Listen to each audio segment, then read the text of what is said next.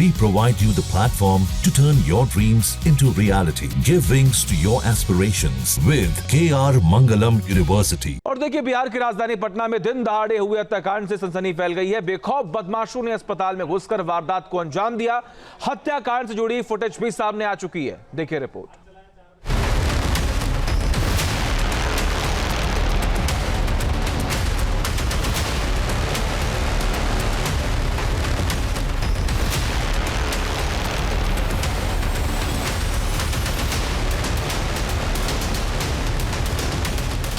न चेहरे पर नकाब, न कानून का खौफ और न ही किसी की परवाह। एक के बाद एक 5 बदमाश आराम से अस्पताल में एंट्री करते हैं।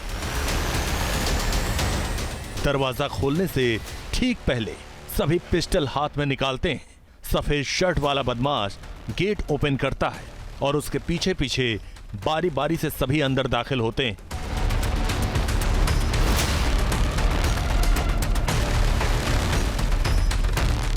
इसके बाद कमरे के अंदर ताबड़तोड़ फायरिंग होती है। करीब 23 सेकंड बाद बदमाश दौड़ते हुए बाहर निकलते हैं। 4 बदमाश तेजी से भागते हैं, अपनी अपनी पिस्टल छिपाते हैं। आखिर में सफेद कमीज और नीली पैंट वाला बदमाश बड़े आराम से निकलता है। ये वही है जो सबसे पहले कमरे में दाखिल हुआ था। सीसीटीवी फुटेज में दिख रहा है कि पूरा सीन किसी फिल्म की तरह लग रहा है और बदमाशों का स्टाइल भी फिल्मी है।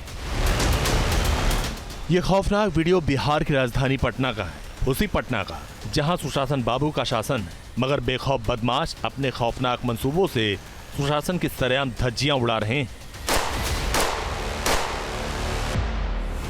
बदमाशों ने पटना के पारस अस्पताल में भर्ती चंदन मिश्रा की गोली मारकर हत्या कर दी। बेखौफ बदमाशों ने आईसीयू में घुसकर गोली चलाई। बताया जा रहा है कि अपराधियों ने चंदन को शूट करने का वीडियो भी बनाया। जब बाहर निकला तो वे चिल्लाते हुए निकले तो मैं डर गया। हाथ में रिवॉल्वर था और मैं पानी लेने के लिए निकला था तो फिर मैं बैक हो गया। मैं जब मैं देखा ऐसा रिवॉल्वर हाथ में था सबके हाथ में। तो मृतक चंदन मिश्रा बेऊर जेल से पेरोल पर इलाज के लिए पारस अस्पताल लाया गया था। चंदन बक्सर का रहने वाला था। 2011 में बक्सर के राजेंद्र केसरी नाम के चूना व्यवसायी की हत्या हुई थी। इसी केस में कोर्ट ने 2012 में चंदन मिश्रा को उम्र कैद की सजा सुनाई थी। बक्सर में चंदन पर मर्डर के 7 और भी केस थे। इसके अलावा रंगदारी और आर्म्स एक्ट के मामले दर्ज हैं। बताया जा रहा है कि चंदन मिश्रा 15 दिनों के लिए पेरोल पर बाहर आया था। 18 जुलाई को उसकी पेरोल खत्म हो रही थी, लेकिन उससे पहले ही हत्या हो गई। दिन दहाड़े हुई हत्या की वारदात ने कानून व्यवस्था पर गंभीर सवाल खड़े कर दिए। कि जो संभवतः जो विरोधी गुट वाले थे उनके द्वारा यहाँ आके इनको गोली मारी गई है और इसमें हम लोग बक्सर पुलिस की मदद से आइडेंटिफाई करवा रहे हैं कि इनका विरोधी गैंग में कौन कौन थे। जो शूटर थे उनका चेहरा हम लोग फोटो मिल गया है और हम लोग आइडेंटिफाई करवा रहे हैं। पटना में बदमाशों ने बेखौफ होकर हत्या कर दी।